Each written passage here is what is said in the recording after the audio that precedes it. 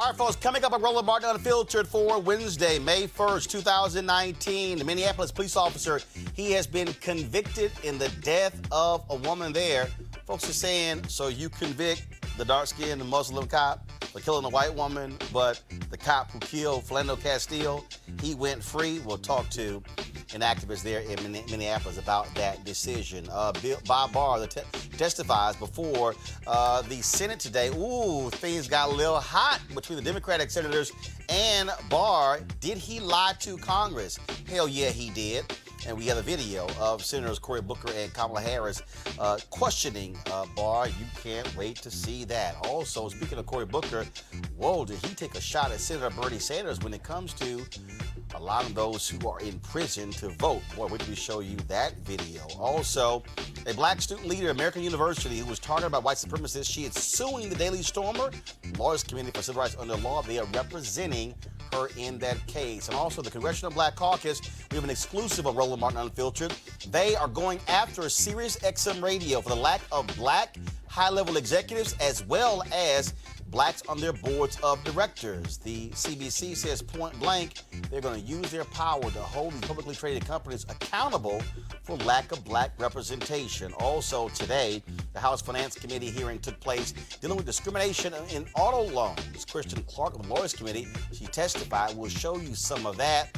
And Stephen Moore, the guy Donald Trump has appointed to the Federal Reserve Board, has to get approved by the Senate.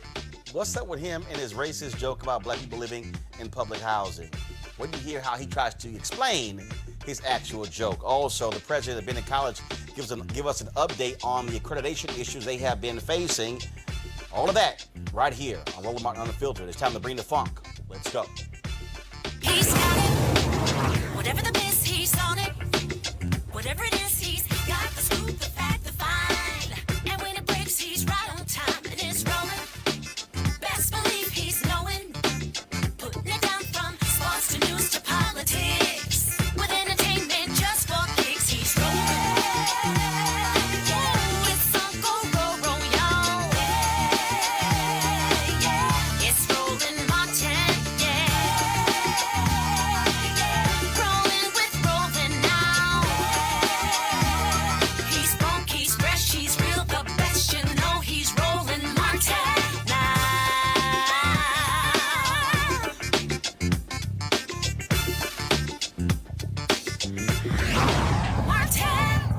Yesterday in Minneapolis, Mohammed Noor, a police officer, was found guilty of third-degree manslaughter for the shooting death of Justine Damon Ruzick. Took place July 15, 2017. And the reason why this is controversial for lots of folks is that the officer who shot and killed Philando Castile, remember, he wasn't even charged in that case. And folks are saying, oh, so when you have black cop kills white woman, then you have justice. But when you have white cops who kill black folks, no justice. That's what folks in Minneapolis are talking about. The question is, are they right? Joining us right now is Minneapolis activist and attorney, Nakima Levy-Armstrong. Normally, y'all know about Nakima Levy-Pounds, but she since got married. Nakima, how you doing? I'm good, Roland. How are you? Doing great. I take it you're there at a protest right now in Minneapolis? Yes, I am. The protest will be underway soon. I'm going to try to get you a shot of the people assembling. There's a Justice for Justine committee, which consists of Justine Damon's friends and neighbors who have been standing up for justice for her since she was killed. So they organized today's rally and they invited African-American activists and other activists of color to stand in solidarity with them. So what are they actually protesting? Because the officer, he's been found guilty. Yes, he was found guilty, which was unprecedented in the state of Minnesota for an officer to be convicted of murdering a civilian while on duty.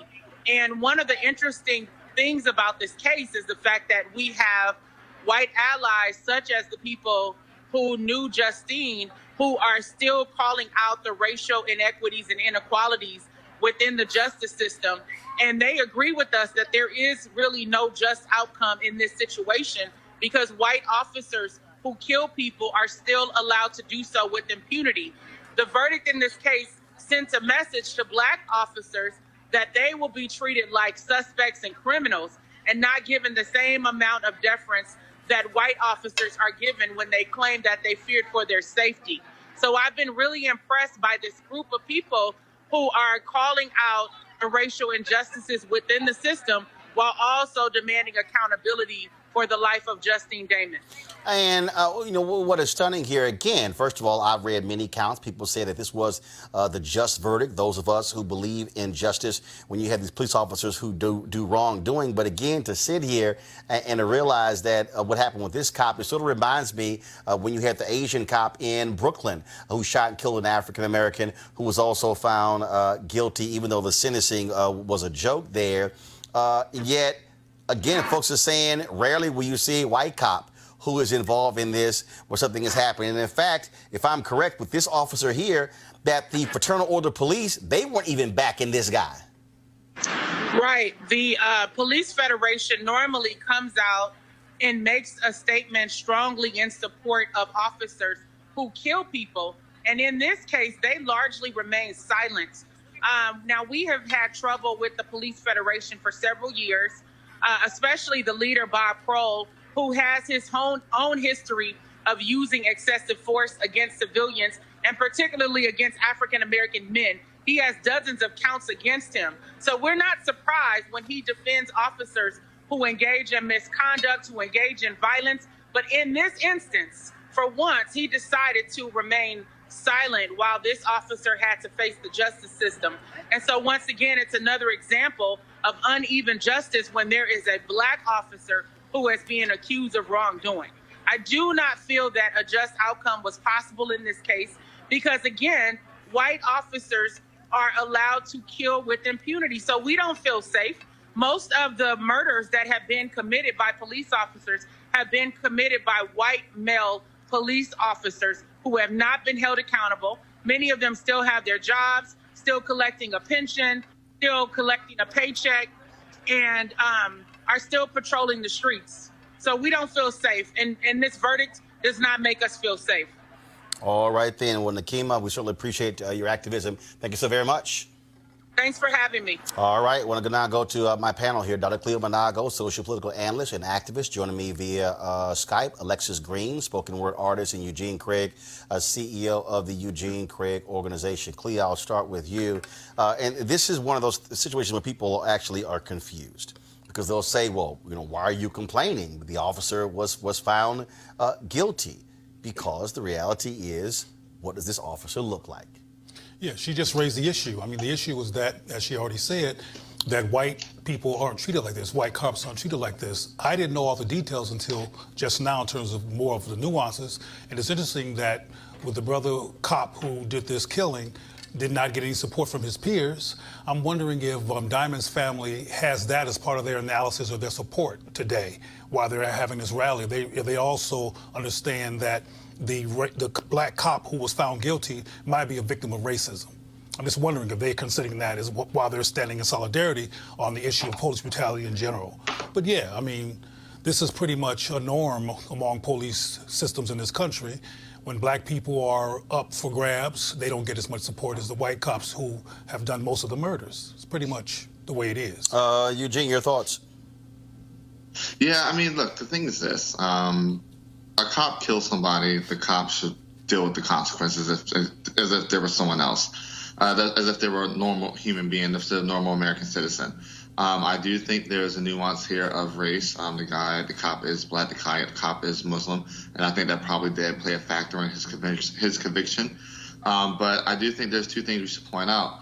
The family and friends of Justine, they are using this as a platform to help elevate the situation of black Americans, black and brown folk that are killed by white cops, and standing in solidarity. And the second thing is this. This issue isn't necessarily a black and white issue, and that can go either way. This is a blue versus everybody issue. And the issue is that this particular cop, he looks to be Somali and Muslim. He deployed the same training and situational awareness that the white cops use, and it just happened that he was convicted. But it's not a blue versus everybody issue because the blue people backed off from the black person in this instance. Very true. Well, I guess he would be considered part of everybody in this particular case. Alexis, go ahead.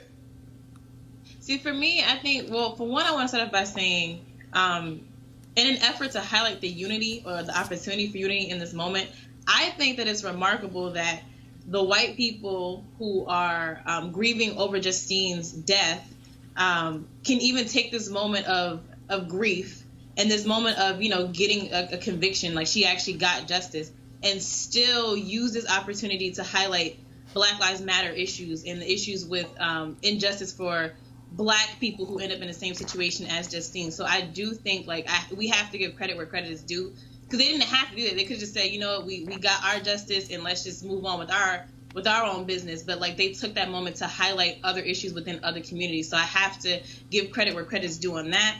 The second thing I would say is that when it comes to, if this was a white cop and a Black person was the victim, it would be handled differently. We've seen that time and time again. So by no means am I saying that a Black officer should get away with killing a white person. I'm saying that any cop who kills an innocent person, whether they're Black, white, blue, brown, whatever, they should be convicted. So it doesn't matter what race the cop is. It's just a matter of if there should be justice for all. Justice for Justine as a white woman, but also for everyone else as Black people, brown people, or whatever color people. Absolutely, and well, so again, it comes down to simple justice, and what it boils down to. Speaking of justice, did we actually have any of that today when Bill Barr testified before the Senate Judiciary Committee? I'm sorry. It was quite interesting today. Of course, he was saying that he was not going to do so because he couldn't dare get questioned by other folks. Now we also have a report I got in just a few moments ago. The Wall Street Journal is reporting that Attorney General William Barr is not expected to testify at a House Judiciary Committee Thursday. I guess today didn't go so well for the Attorney General. Man, he under withering questions from Democrats, Republicans. I'm sorry, Regina, I don't know what the hell they keep doing. They brought up Benghazi and Hillary's emails again. I mean, what the hell next? I think they want to relitigate Whitewater and Ken Starr. But here's some video here, folks, when Senator Kamala Harris asked Barr whether or not the White House asked or suggested he investigate anyone. Attorney General Barr, has the president or anyone at the White House ever asked or suggested that you open an investigation of anyone? I wouldn't. Yes or no? Could you repeat that question? I will repeat it. Yeah. Has the president or anyone at the White House ever asked or suggested that you open an investigation of anyone? Yes or no, please, sir? The president or anybody else? Seems you would remember something like that and be able to tell us. Yeah, but I'm trying to grapple with the word suggest. I mean, there have been discussions of matters out there that they have not asked me to open an investigation, but Perhaps they've suggested, I don't know. I wouldn't say suggest. hinted, I don't know. inferred. You don't know. Okay. Senator Cory Booker, he got a chance to question Barr as well, so check this out. Should the American people be grateful that in the face of our attack on our democracy by a foreign adversary, that the President of the United States made several documented attempts to thwart an investigation into the links between his campaigns and Russia? You use that word grateful again, that the American people should be grateful. Is that something we should be grateful for? I'm not sure what you're talking about. Sir, I'm talking about the attempts that this president made, that Mueller pointed to at least 10 attempts to thwart an investigation into the links between his campaign and Russia. Should we be grateful for those 10 well-documented attempts by Mueller? Are you talking about the obstruction part of the report? I'm talking about the second volume, but let me continue. Should the American people be grateful that the Trump had more than 215 documented contacts between Russian-linked operatives and then lied about them and tried to hide them? Is that something the American people should be grateful for any president, this one or any down the road? As I mentioned earlier, during a campaign, foreign governments make and foreign citizens frequently make a lot of attempts to contact different campaigns. If we were right now to go and look at, for example, Hillary Clinton's campaign during the same time frame, then you would see a lot of foreign governments, Sir, like Chinese, trying to establish. And that's, I guess, what I'm trying to say to you, sir, is that we right now have a new normal in our country. We have a document that shows over 200 connections between a presidential campaign and a foreign adversary, sharing information that would be illegal if you did it with a super PAC. We know that. But What information was shared? polling data was shared, sir. It's in the report. I can cite you the page. With who? And I guess my point is that your willingness to seem to brush over this and use words like the American people should be grateful with what's in this report, nobody should be grateful. Concerted efforts for deception, for misleading, inappropriate action after inappropriate action that is clear. And then on top of that, at a time that we all recognize that we had a foreign power trying to undermine our election, you, the chief law enforcement officer, not only undermines your own credibility as an independent actor when there's ongoing investigation still, using the president's own words, having it criticized by the Mueller himself. But the challenge we now have is that we are going into an area where you seem to not even be willing to be in the least bit critical in your summarizations. Eugene, he even lied when they said, did Bob Mueller disagree with your statement? He said, no, he didn't. It was a lie. When he testified before the House before, he told Representative Chris Van Hollen that, no, Bob Mueller did not disagree with him. Now, all of a sudden today, first of all, we now know that Bob Mueller did. He sent a letter, put it down on paper, and the guy's still lying. Yeah, the thing is this, Bill Barr is now caught in perjury. He danced around Senator Harris's questions. Part of it was probably to avoid giving a straight answer, which would have implicated him and the president. Probably the other part was to drain out her time. And when it came to Cory Booker's questioning, I mean, look, he's very clearly perjured himself. There's a reason why he's canceling tomorrow's hearing with the House. I think, very swiftly the House should, move to hold him in contempt.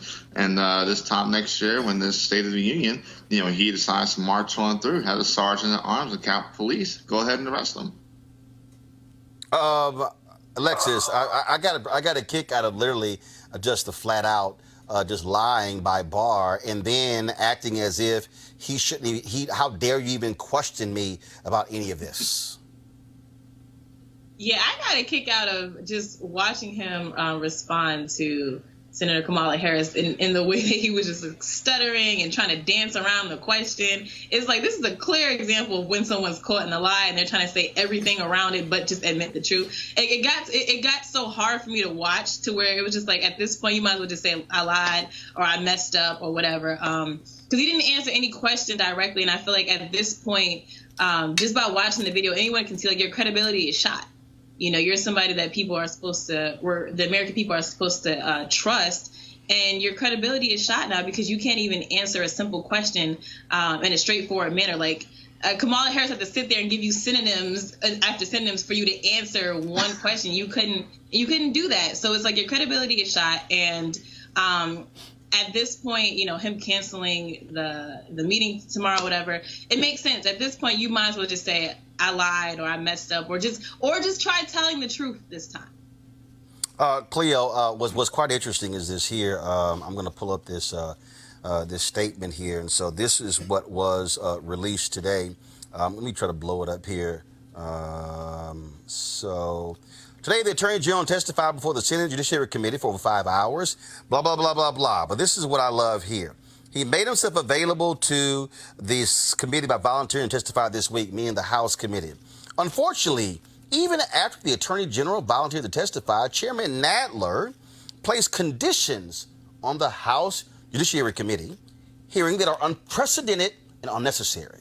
Congress and the executive branch are co-equal branches of government, and each have a constitutional obligation to respect and accommodate one another's legitimate interests.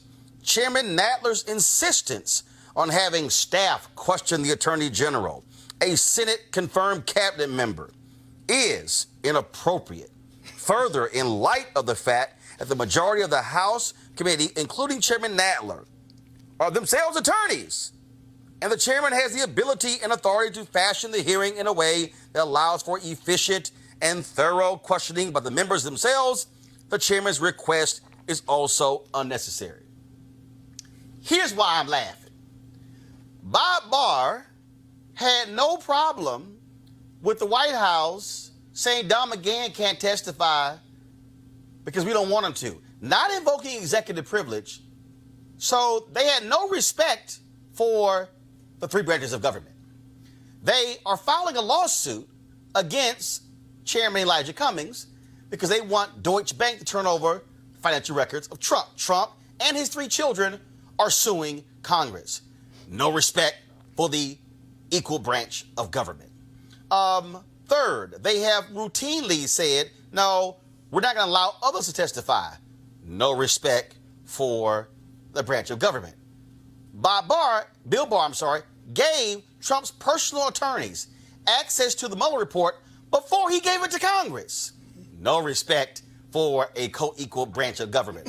What really Bill Barr is saying right here is, I don't want some pesky staffer. How dare they get to ask me questions? I'm the Attorney General. But they actually said in here that the chairman has the ability and the authority. I love this here. The chairman has the ability and authority to fashion the hearing in a way, which means the chairman can do what the hell the chairman wants to do. But they're objecting to the chairman doing what he wants to do. Yeah, I have to say it again. These people are consistently doing what they want to do to deflect anybody getting in the way of their agenda. What I found interesting when I watched Kamala and Cory address Barr, I saw a worldview debate. For example, Cory referred to Russia as a foreign adversary. I don't believe that Barr or Trump or his comrades see Putin as a foreign adversary. They see him as a comrade, as somebody else who has a capitalist white supremacist agenda to run the Western world or his part of the world in Putin's case. So what's going on here is a resistance to anything that's going to get in the way of them successfully doing what they want to do. You just brought up these facts going on here in terms of who's disrespecting who. But one of the reasons that I believe that Barr was stuttering is because Barr is not interested in the perspective of Kamala or Booker. He's not interested. And he does not want to take it seriously because all of them are on the train to keep white America great again, if you will. They're not concerned about rules and regulations, and they do like to think that they're superior. So how dare someone question Barr? I'm the Attorney General. I'm the general of white supremacy. You don't get to question me. Right. Well, indeed, people do get to question him, but the bottom line is that they shut down and start stuttering when there's a challenge because they're not interested. Eugene, I just get a kick out how we're co-equals except when we don't want to treat you like a co-equal. Mm-mm. Yeah, well, that's the way of this administration and the way of the current GOP. If you go back 7 or so years, these folk are willing to hold Eric Holder in contempt of Congress over documents in regards to Fast and Furious. This is probably 2,000 times more pertinent, important, and devastating what's going on with this administration. And so I think if this is the type of game they want to play, Chairman Nadler needs to tee up and play ball. Hold, Bill Barr in contempt. Hold Don McGahn in contempt. These folk are not invoking executive privilege. They have no legal ground. Executive privilege in itself is nothing more than a gracious overture. They have no legal ground to prevent someone from testifying from Congress. This is legal. This is legally obstruction of justice. They're literally obstructing an investigation. And so I think Chairman Nadler needs to get ready to tee up and hold some folk in contempt of Congress. And look, to take it a step further, Congress has the power of the purse. If the AG and the White House want to play this type of ball game, go ahead and go after their budget. But why are they not impeaching Trump? Because they're scared. Because that's the bottom line. Now, let me say it. Democrats are scared. Democrats don't want to play hardball. Mm-hmm. Democrats want to play softball. Yeah. I can guarantee you, there's no way, Alexis, there's no way that if a Democratic president, if President Barack Obama had done what Donald Trump did, I can guarantee you the Republicans will not be saying, well, I don't know. We're not quite sure. Would not be happening, Alexis. That is very true. I mean, I feel like if all this is happening to Barack Obama, there are several reasons why this wouldn't transpire the same way. Aside from him being a Democrat, then him being a black man, this wouldn't happen the same way. Because, again, we're talking about which party the president is involved in. We're talking about race when we're talking about white supremacy. So there's a whole bunch of factors that come into play as to why Trump is getting away with this in the first place. Why someone like it would be a Republican white man who can get away with even the allegation that someone from an outside country came in and affected the election. A black man, a black president, Obama specifically, would not be able to even get away with an allegation like that, let alone Trump getting away with it for this long. Because if we're being honest, by the time we even get a full, truthful answer about what happened and if or not Russia was involved with the election, Trump's term will probably be over. And so it's like we're doing all of this when it's like they're just going to drag this out for as long as they possibly can to the point where his term is going to be over and then it won't even matter anymore. But the bottom line is that Obama, different from Trump, was a very, very careful and strategic president. He was very involved in what happened to him optically, and he was very, very careful. One of the ways to look at him in terms of some of his self-consciousness around being careful is watching the first Romney debate with Barack. Trump ain't careful. Trump don't care. Trump doesn't say what he wants to do, and he's not concerned about optics or even the truth. So the comparison is bizarre to me because Obama wouldn't even do nothing like this because he didn't want to offend a lot of people, and Trump don't care. Well, and thugs don't care. Thugs don't care. Eugene, 30 seconds.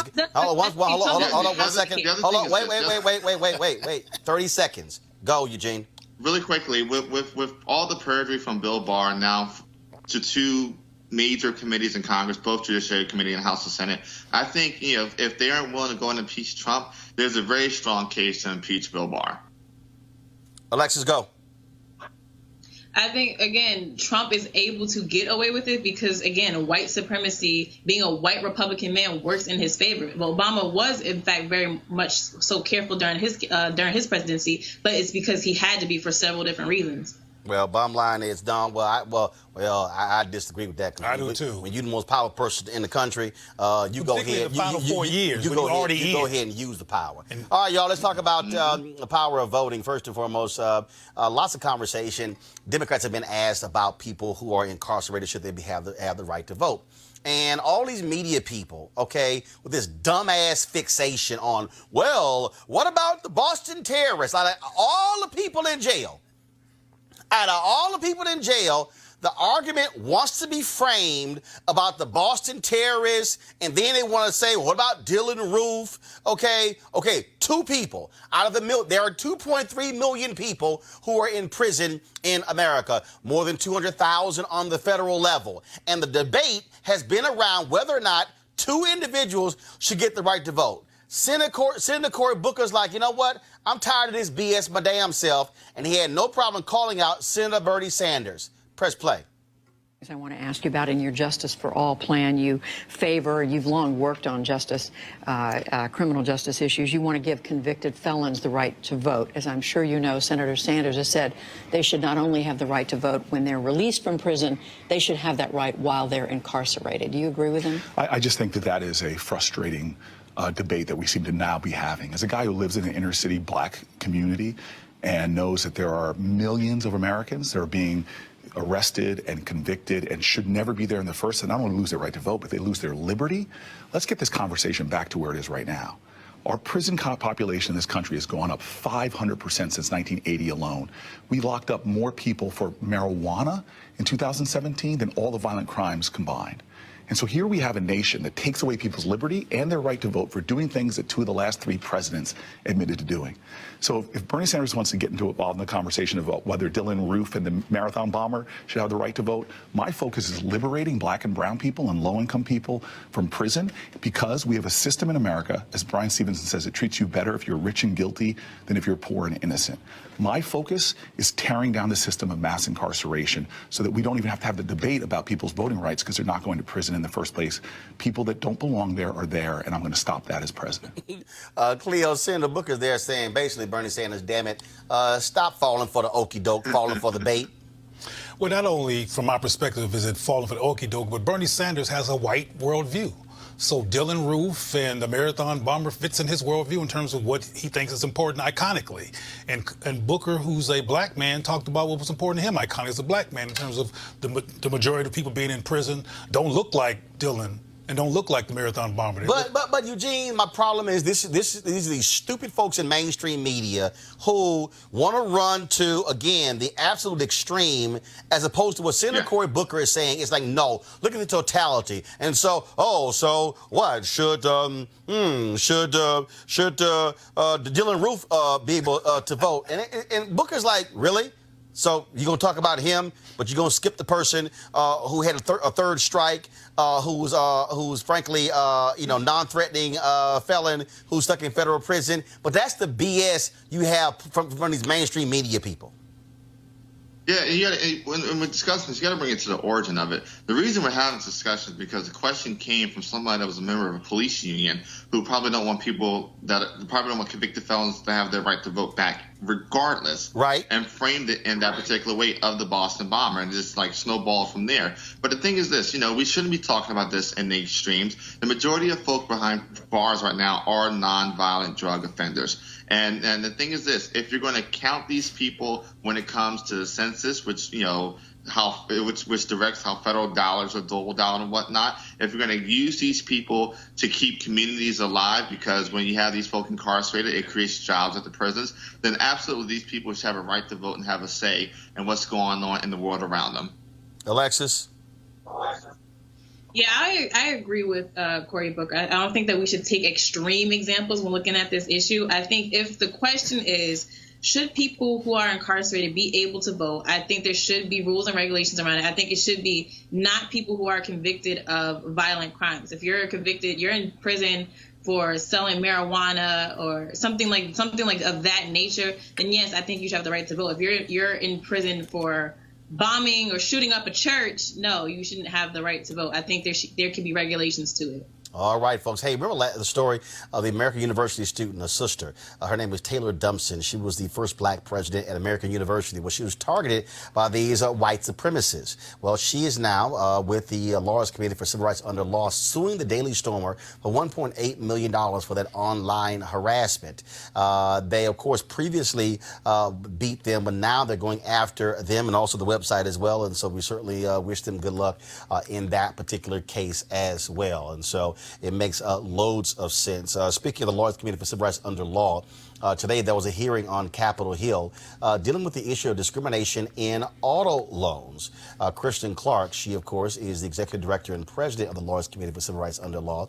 She testified about the impact of discrimination when it comes to auto loans. And don't forget, the Trump administration, one of the first bills they signed, Republicans got rid of an Obama-era law that dealt with discrimination in auto lending. Here's some of that hearing. Discriminatory auto lending poses grave financial danger to African American, Latino, and other vulnerable consumers.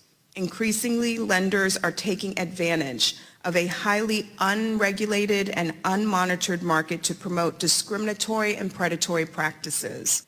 As the third largest source of outstanding household debt after mortgages and student loans, car loans and their impact on communities of color warrant greater scrutiny. There is a stark racial wealth divide in our country today. A typical white family has $140,000 in wealth, while a typical African American family has just over $3,400.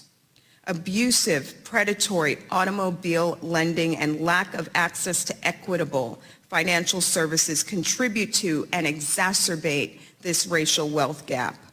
Widespread racial discrimination in the market is not new and has been well documented for over the past 30 years. African Americans and other consumers of color face discrimination in various ways when purchasing and financing a car. They're often charged higher prices, higher interest rates, more expensive insurance on the basis of their race or ethnicity, and they're also targeted for predatory sales and repossession schemes. Racial bias also seeps into the industry by way of discretionary dealer markups, and often indirect auto lenders fail to have controls in place to prevent discretionary markup pricing disparities resulting from car dealers' racial bias, resulting in people of color being burdened with more expensive loans than white consumers. While much lending discrimination can be identified through statistics, there's also evidence of intentional discrimination throughout the industry. A recent 2018 study by the National Fair Housing Alliance used match pair testing in Virginia that showed that almost 63% of the time borrowers of color received costlier loans, even though they were more qualified than their white counterparts. What must be done? We ask Congress to enact robust legislation to increase protections for borrowers of color by prohibiting or significantly limiting discretionary dealer markups. We need more oversight over the Justice Department and CFPB to understand why their enforcement activity has come to a grinding halt. And finally, we need more transparency and data collection to help us get a better understand at the extent of discrimination across the auto lending industry. Hey, Eugene, does Candace Owens now believe no discrimination exists in America? I'm not sure, but I would be 100% sure that she probably would not take the time to actually research the topic or research the issue like this. She can read? What I was going to say, I want to jump out there and say, whoever the next Democrat president is, needs to create an equity czar and appoint Kristen Clark, because she's out here just saving the day left and right. What House Republicans did in the last Congress when they had power and removing the rules that were put in place, I believe, under Dodd-Frank that prevented discrimination in auto lending was absolutely atrocious. I'm grateful that the House Economic Matters Committee is taking a look at this and looking to put some of these rules back in place, because look, there are still vestiges of redlining and other forms of lending discrimination from the Jim Crow era that still affect us today. Alexis, what you have here is, again, you have Republicans who want to act as if everything is all well, we don't need these things. And again, they undid an Obama-era rule that specifically dealt with discrimination in auto lending. And see, I think the problem is that when we start talking about discrimination or racism, systematic oppression, this is an example of what we're talking about. So when Republicans or Black people who forget that they're Black start talking about there is no discrimination in America, there is no racism, it's like it's in the systems. It's in instances like this where people can systematically oppress Black people or people of color. Like she talked about, Ms. Clark talked about the wealth gap widening because of issues like this. This is how they keep Black people oppressed and in these, situations. And I just personally think that when it comes to little ways that people can enforce racism and discrimination, we have to, like Ms. Clark is doing, we have to really pay attention to all the ways that racism and discrimination can be implemented into society to try to weed it out. And again, just before I go to Cleo, just for folks to know that this was one of the first things Republicans took up in the United States House when they had control. And do y'all remember that scene on the floor when Congresswoman Maxine Waters was having none of it with this other Republican, and she says, "I will not yield"? They were talking about this very issue. Mm-hmm. Y'all know I had to play Auntie Maxine. Henry, go to my iPad. Make sure that we're making America great every day in every way. And the best way to do that is to stop talking about discrimination and start talking about the nation. We're coming together as a people in spite of what you say. Thank you, gentlemen. I yield back. Gentleman's time has expired. Members are reminded to address their remarks to the chair. The gentleman from Texas reserves, the gentlelady from California. Thank you very much. The gentleman, Mr. Kelly, please do not leave. Because I want you to know that I am more offended as an African-American woman than you will ever be. And this business about making America great again, it is your president that's dividing this country. And don't talk to me about the fact that we don't understand what happens on the automobile. No, I will not yield. No, I will not yell. Okay. Don't tell me that we don't understand. That's the attitude that's been given toward women time and time again. The gentlelady will suspend. The chair wishes to remind all members that they are to address their remarks to the chair. I Gentlelady will respect the continue. chair, but don't stop me in the middle when you didn't stop him in the middle. And so I shall continue. Don't you dare talk to me like that and think that somehow women don't understand what goes on the floor of automobile dealers. Minded to direct her remarks to the chair. The gentlelady And I will am continue saying that in I order. will continue to do that. However, I don't appreciate that you did not interrupt him when he was making those outrageous remarks about him knowing more about discrimination than I know about discrimination. I resent that, and I resent the remark about making America great again. He's down here making a speech for this dishonorable president of the United States of America. Having said that, I reserve the balance of my time, and no, yield? I do not yield not 1 second what I to you. expected. Thank you, Not ma'am. 1 second. Not 1 second to you. Ooh, hashtag team whip that ass, Cleo. What we just witnessed, particularly with what was the white dude's name? Don't matter. We just witnessed a contrast between black mental health and white mental illness.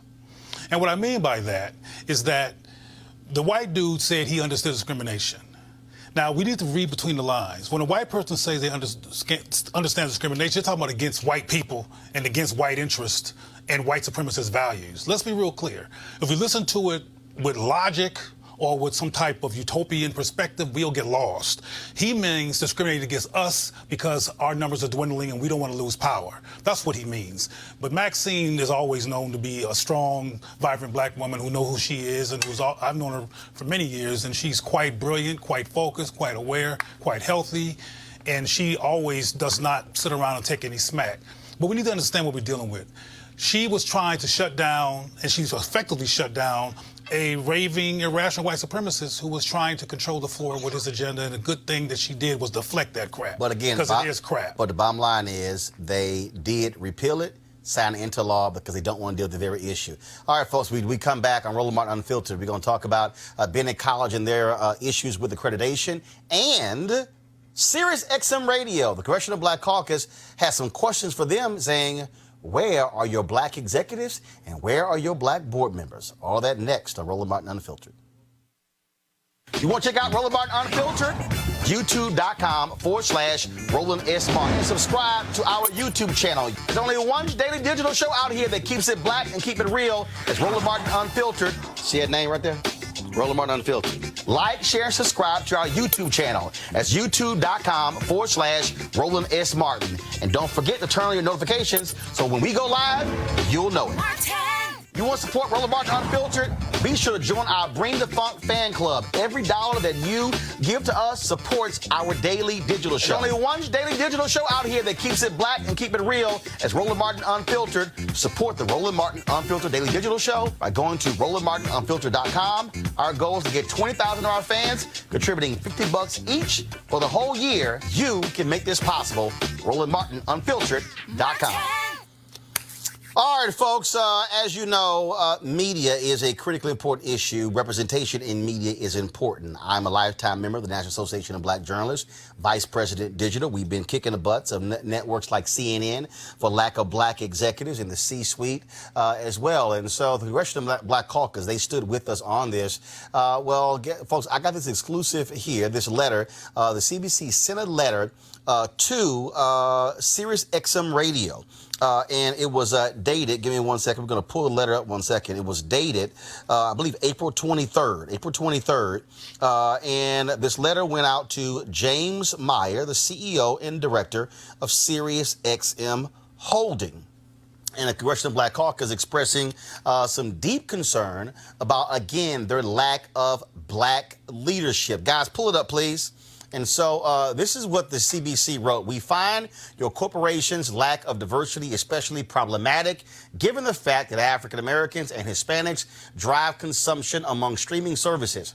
According to Nielsen, 52% of African Americans and 45% of Hispanics use streaming services for music, radio, and podcasts, compared to 40% of their white counterparts. This level of consumption leads to increased advertisement on the channels in which we listen, resulting in business growth for streaming services at Sirius XM and companies alike. Our constituents regularly share with us their concerns that content does not reflect the priorities of our communities.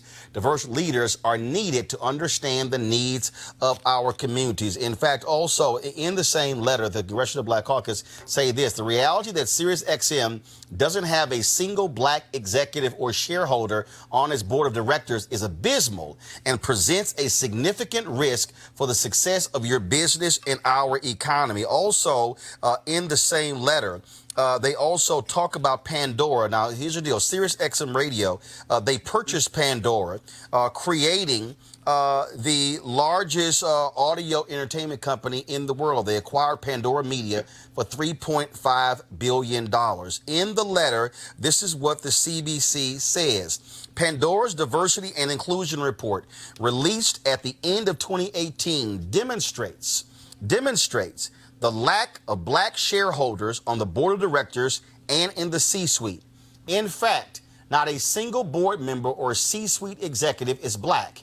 Sirius XM is no different, and there is no evidence that the new organization will be any different. Now, in the same letter the CBC sent to them, this is what they wrote about, again, Pandora. Go to my iPad, Henry, please. This is what they actually said. They said that on January 31st, 2019, our senior staff met with Pandora's Chief Diversity Officer, Adomize Warner, and Senior Director of Government Relations and Policy, Caitlin Brousseau, to discuss the findings of the Diversity and Inclusion Report and the Sirius XM Pandora merger. During this conversation, we asked specific questions regarding board, C-suite, and supplier diversity. Their responses highlighted that there were currently no African Americans on the board and did not provide sufficient evidence of a plan to increase that diversity. They also indicated in their responses that there was no process in place to measure supplier and vendor diversity at that time. The stats showing an increase of employees of color in leadership roles from 20 to 22%, and the percentage of women in leadership roles rose from 38 to 39%, shows that the status quo will not accomplish the results our constituents wish to see. The letter was signed by Karen Bass, the chair of the Congressional Black Caucus, Congresswoman Barbara Lee, CBC Diversity Task Force co-chair, and also Congressman G.K. Butterfield of North Carolina, co-chair of the same CBC Diversity Task Force. Now, folks, let me also just further unpack this. As I said, the CBC joined us with NABJ in demanding accountability from CNN for having no black executive producers, no black vice presidents, no black EPs, no black SVPs, no black executive vice presidents, and no black direct reports. That was about 2 months ago. To this day, there's been no improvement at all, nothing happening at CNN. This is why pressure is important. You also might remember on this show, Roland Martin Unfiltered, we had Congressman Gregory Meeks, who has put forth legislation to demand that publicly traded companies reveal their black executives, the folks who are in the C-suite. Now, let me go ahead and address this right now because, see, before I even pull up comments that are on our message boards, I've already had these dumbasses on YouTube and Twitter send me these comments. I have these idiots who go, well, why are you sitting here begging a white man for a job? Why don't you go create your own? First and foremost, we are consumers. We should be demanding folks. Chelsea, go get the book out of my bag, please. My backpack, since you're sitting right there. Go ahead and get it for me so I can walk black folks who are watching through, who don't have any understanding of actual history at all. The reason you demand this, because the reality is black people cannot create every single institution in the doggone country and assume that black people are going to be the only folks supporting that, okay? Let me be real clear. So if you one of those folks who say, start your own black law firm, start your own black this, start your own black that. No, we should be also hired in those positions, in those companies as well. It's called reciprocity. That's what we've always done. And so we should have people like the CBC and NABJ and other groups demanding those very things. And so if any of y'all start that mess with me about we need to start our own, black folks supporting our own, I'll ask you. We got a black-owned media show here. There's no other show like this here. Are you writing a check? Are you part of our fan club? If not, you one of those folks who all you doing is running your damn mouth and doing nothing. So that's why I'm calling you out.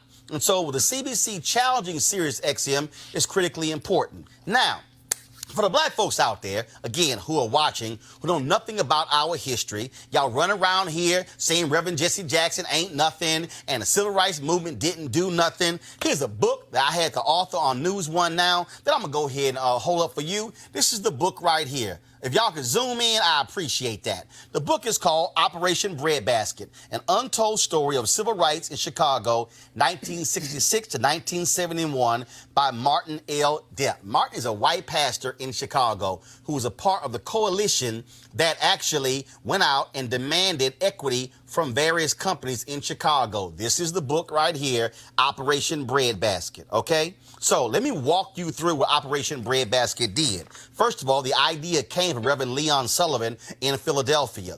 Dr. King heard about how he was utilizing pastors, putting pressure on companies to hire African Americans. Dr. King asked Reverend Sullivan to come present the idea to the Southern Christian Leadership Conference. Once he did, Dr. King said, I love it. SCLC is going to adopt it. And they called it Operation Breadbasket because the first companies they went after were bread companies. And so Reverend Jesse Jackson Sr. was in Chicago.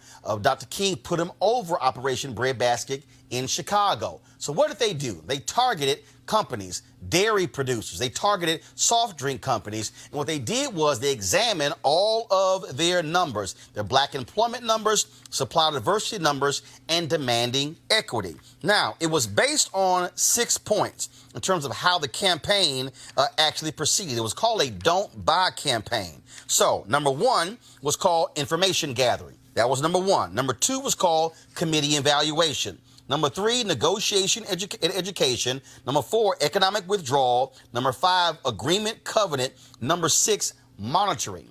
And what you'll discover is that, and he lays out in here, that as a result, by targeting these companies, demanding they hire African Americans, after the first round, there was some $1.5 to $2 million in economic capital that was generated for African Americans who were hired by these companies. Now, they didn't just sign the covenants. They said one of the mistakes that they made was that they were not properly following up to make sure they hired all the different people. Now, they shifted also from just demanding jobs to going after supermarkets to put black goods on the store shelves. And so if Cleo or Eugene or Alexis, if they own a black business, they couldn't get their products on the store shelves. And so Reverend Jackson began to meet with these folks at University of Chicago, actually Chicago Theological Seminary, and then they 14 initial black businesses. They went after the supermarkets, forced them to put black products on those shelves. That's how they created those black millionaires. And so what Reverend Jackson has been doing with capital companies like Arrow Capital Management, bondholders and others is opening those doors to African Americans. Now, again, for that idiot who is sitting here commenting right now who say it doesn't matter, let me explain to you how big of a deal this is. If Cleo or Eugene or Alexis is sitting here, can do one of these jobs, they all of a sudden go on the board of directors. That means stock options. That means they get paid for it. If they get hired one of these C-suite jobs, that means now they get stock options, higher salaries as a result of that. So versus African Americans only being relegated to these small, lower level positions, let's say you're getting paid $60,000, $70,000, $80,000, you're now competing for those jobs that are paying $200,000, $300,000, $400,000, $500,000 or even more. Which now means that if let's say it was Cleo's cousin who's a graduate of Morehouse or graduate of Florida A&M, and he now all of a sudden has a job at Sirius making $500,000, guess what? He is now in a better position to actually cut a check to Morehouse or Florida A&M. He's in a better position to cut a check to the NAACP or the Urban League or some other institutions. And so when we start talking about forcing these companies to respect black folks and hire black folks for these jobs. We're talking about creating economic opportunities for African Americans, also for their families, creating and building wealth, and also for black institutions. And so what we should stop doing is trashing folks like the CBC. I don't know what y'all doing, but by saying, how are they demanding companies come to the table? It's the exact same thing that we're doing with CNN, with ABC News, with NBC, and all these companies in NABJ, because we understand that we are a part of this country as well, and we cannot be frozen out of economic opportunities. This is an economic conversation. This is not just about, oh, can you just hire one or two? The fact of the matter is we're being frozen out of these opportunities. White folks are being passed these opportunities left and right, and that's why when you see Hollywood, go to Deadline.com. Every time you turn around and somebody's getting hired as a studio chief or this person, is always somebody white, because we don't get those jobs. Those are jobs they can do till they're 60, 70, 80 years old. The jobs that we get, oh, so-and-so got hired for a role. No, we should be supporting our institutions, demanding accountability for our folks when it comes to these type of jobs. And so I certainly appreciate what the CBC is doing by pressing Sirius XM radio. And so we need to learn and utilize what was done before. What Operation Breadbasket did, created a lineage of black millionaires in Chicago, in Atlanta, and across the country, because they used the economic buying power of African Americans to force these companies to change. In fact, there was one company, this is what this CEO said, I would rather have you picket us now because we didn't promise enough than to picket us a year from now because we didn't do what we promised. There are other CEOs who said they were scared because if black folks start pulling their dollars, stop shopping there, they also will stop making money. Sirius don't want black folks to cut off Sirius XM radio. So the CBC is doing what is right. Cleo, I want to go with you. I love it how we keep acting as if stuff that's old can't be used today. This is called the CBC, Democrats taking control of the House, now having power. As Maxine Waters said at the NAACP, I have the gavel and I'm not afraid to use it. They are saying to these publicly traded companies, you are going to pay attention to black people or we are going to call you out and use our power to bring you to the table. Well, one of the reasons there's this generation gap between what we have accomplished in the past during the civil rights movement, et cetera, and the ignorance of the day is that, as you and I've talked about before, we don't talk about our history. We don't actively pass down black history as a rites of passage. So a lot of young people, and I engage them all the time, have no clue about their history, and they look at somebody like Jesse Jackson as a distant dinosaur because they have no clue. People like you help to inform them. But I'm fascinated by what the CBC is doing with Sirius XM because this is serious territory, Roland. This is the media. The media... The last bastion. Exactly. I wrote about this being the last bastion years ago. This is the final frontier because the media controls our psyche. It controls our worldview. Unfortunately, it also controls the black self-concept. I talk all the time about the fact that there's no such thing consistently, reliably as an independent black-on-black love story in popular culture media. Right. And this is not... These are not accidents. For example, there's no such thing as a black person who can greenlight the popular film in Hollywood. Not one. No such thing. An African American has never run a Hollywood studio in his history. You've had a black man run American Express, a black woman run Xerox, a black man who is the chairman of the board of Microsoft, but has never run a Hollywood studio. See, the point I want to make before you go to the next person is that that's different. See, those are not media iconic phenomena. The media itself is very important in terms of how the brainwashing occurs. And let me also add this here. No African American has ever run a news network. Not an African American has never run NBC, ABC, CBS, MSNBC, CNN, Fox News Channel. Not one. And while white people are grappling to clean the power right now, it's going to be interesting to see what NABJ and you guys accomplish regarding confronting them. You said you haven't heard from them in 2 months. Oh, no. But they still, CNN is still tripping because they're like, we're not going to talk to NABJ I know. because of Roland. Because of Roland. But guess That's what? An excuse. But here's the piece, though. We have elections in May. I'm running unopposed. I ain't going nowhere for 2 years. I'm just saying. I want to pull in Eugene and Alexis here. Alexis, This is important because, again, for black people, this is not about Lauren Coates having a show on Sirius XM or Joe Madison or Karen Hunter or Mark Thompson, even though he was pulled off the air and they're still back and forth whether he's going to come back or not. This is not about black hosts. This is about black power on the executive side, and that's why the CBC is challenging Sirius XM. Yeah, so I think that, so the first thing I want to say is that you're talking about there not being any black executives on different levels of executives. So we're talking about VPs, SVPs, like different tiers of executives.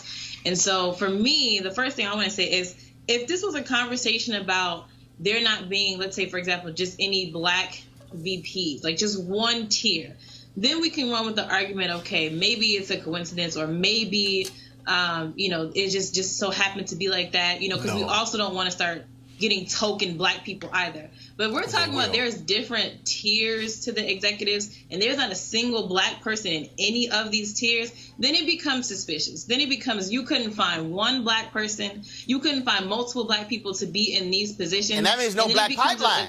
That does need to be had. That means no pipeline. So which means that if you don't get the lower level executive job, hell, you'll never be CEO because you're not even in the pipeline.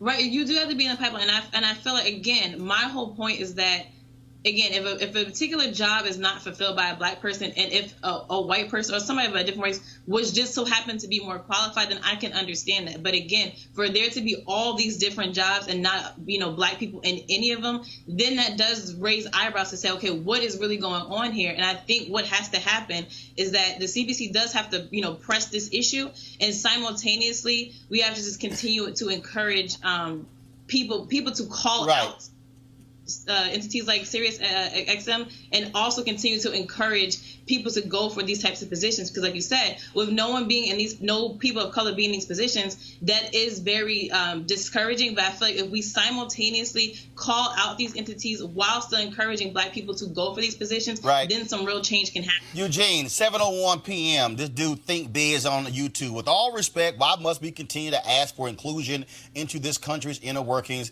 Maybe a new movement to build our own with us in the driver's seat is a better approach for 2019. Hey, Think Biz, have your ass cut a check? Have you even given $5 to Roland Martin Unfiltered? See, this is what kills me, Eugene. This notion that somehow, well, no, let's don't even do that. Hell no. We built it, we want it, and we're going to demand it. Yeah. And again, black folks use our economic power to say, if you don't give it to us, you're not going to get paid. So the thing is this, Roland, what makes this more damning in 2019 than what it was when Operation Breadbasket was being implemented is this. The number one product of Pandora and every other streaming service is hip-hop music and hip-hop adjacent music. Hip-hop streams, sometimes 5 to 10 times better than pop, than rock, than country, which a lot of times, in the case of Taylor Swift, isn't even available on streaming services. And so, the thing is this. It's not, we're asking for equity and a seat at the table because you're taking our product and you're making billions off of it. It's something that's being discussed across the hip-hop community all over, because it's like, hey, what's the true value of a stream? You're paying, pennies on a dollar, literally half a cent per stream, but you're raking in billions in advertising. And the merger with XM Sirius and what they're trying to do with the accessibility of the Pandora side and accessibility of the XM Sirius radio side is absolutely crazy. And there's literally no argument they can make when they're paying somebody like a Howard Stern, who is literally a dinosaur, who's losing appeal day in, day out, $100 million a year, and have very few limited options for black content. And it's absolutely demonstrable. And let me just say this real quick, because again, it kills me for these people who don't know a damn thing about history. Vision Board Promotions on YouTube, I'm gonna call you out. I've yet to see or hear about a low-level black employee rising to a VP or CEO in corporate America. Maybe there's one somewhere out there. Yeah, Vision Board Promotions. You ever heard of Don Thompson? Started as a worker at McDonald's, became the first black CEO of McDonald's worldwide. Yes, Don Thompson. Look him up. DonThompson. How about Ursula Burns, who was the assistant to the CEO at Xerox? Guess what?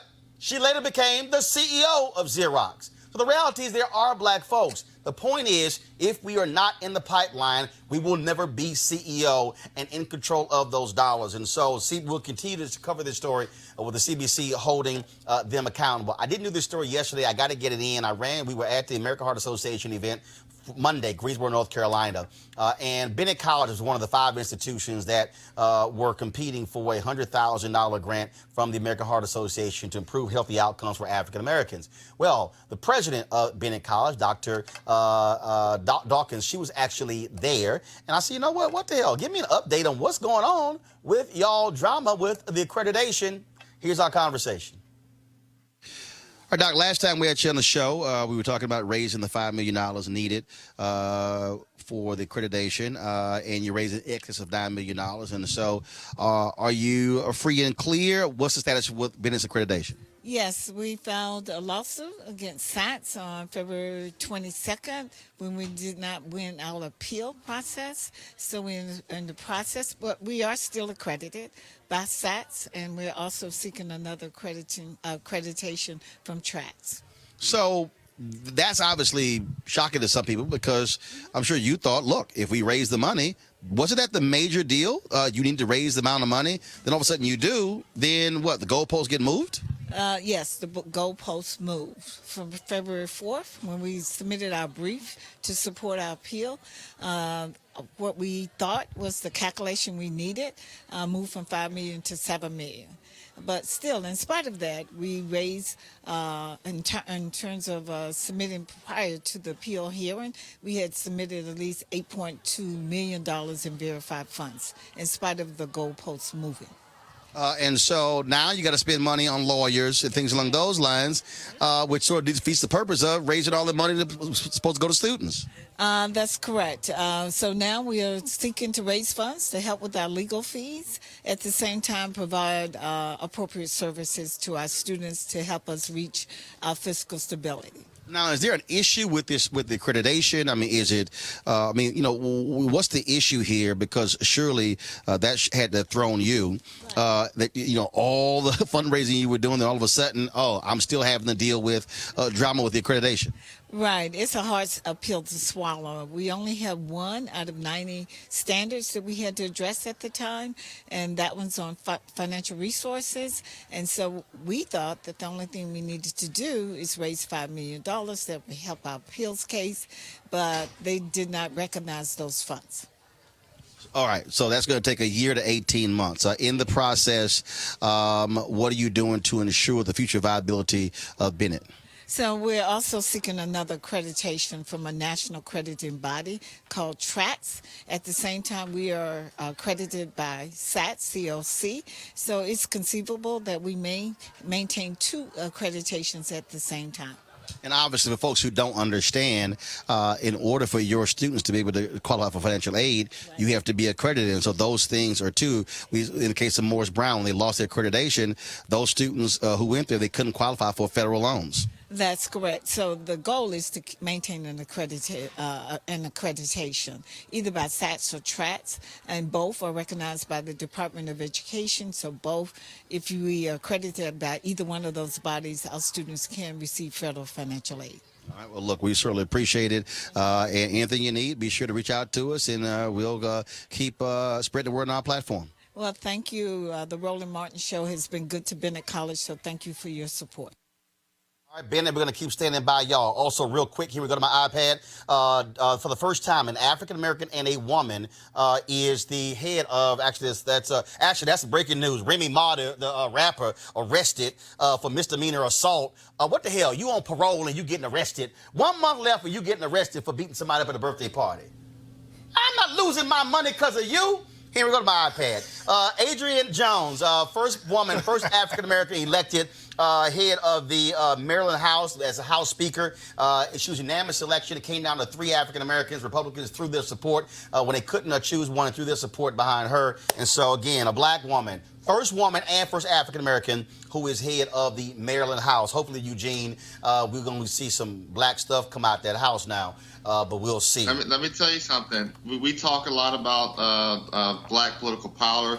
What the Legislative Black Caucus did with this speaker's race, they held their own. They held out against literally the weight of the entire Democrat Party and said, look, we want a black speaker. We're only going to work with a black speaker. We're only going to vote for a black speaker. Even Adrian Jones, who was Speaker pro tem under the last speaker, the race started out with 3 people. She ended up with throwing her weight behind the gentleman, Delegate Davis.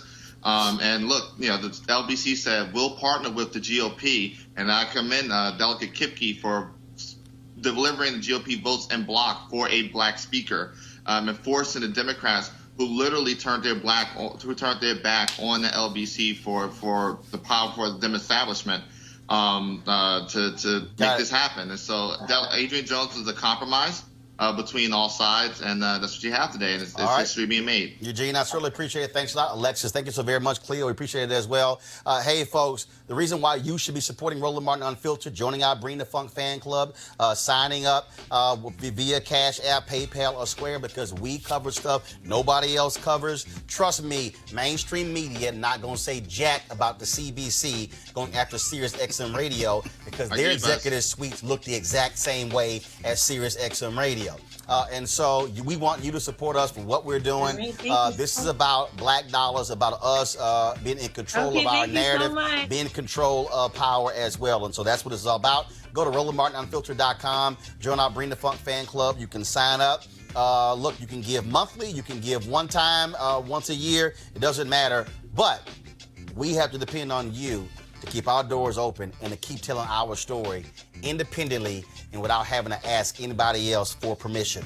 All right, folks, I got to go. Y'all have an absolutely great day. Holla!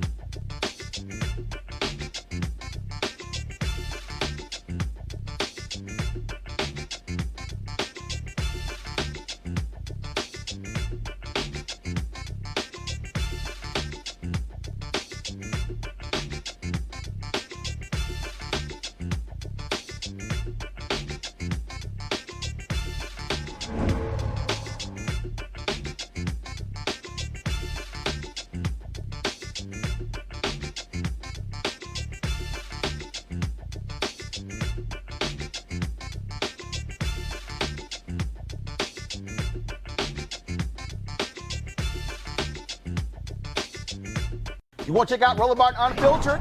YouTube.com/Roland S. Martin. And subscribe to our YouTube channel. There's only one daily digital show out here that keeps it black and keep it real. It's Roland Martin Unfiltered. See that name right there? Roland Martin Unfiltered. Like, share, and subscribe to our YouTube channel. That's YouTube.com/Roland S. Martin. And don't forget to turn on your notifications so when we go live, you'll know it. Hey fam, want to check out Roland Martin Unfiltered, the blackest show on all of digital, cable, and broadcast. Check out our audio podcast. There's only one daily digital show out here that keeps it black and keep it real. It's Roland Martin Unfiltered. Press play. You want to support Roland Martin Unfiltered? Be sure to join our Bring the Funk fan club. Every dollar that you give to us supports our daily digital show. There's only one daily digital show out here that keeps it black and keep it real. It's Roland Martin Unfiltered. Support the Roland Martin Unfiltered daily digital show by going to RolandMartinUnfiltered.com. Our goal is to get 20,000 of our fans contributing $50 each for the whole year. You can make this possible. RolandMartinUnfiltered.com.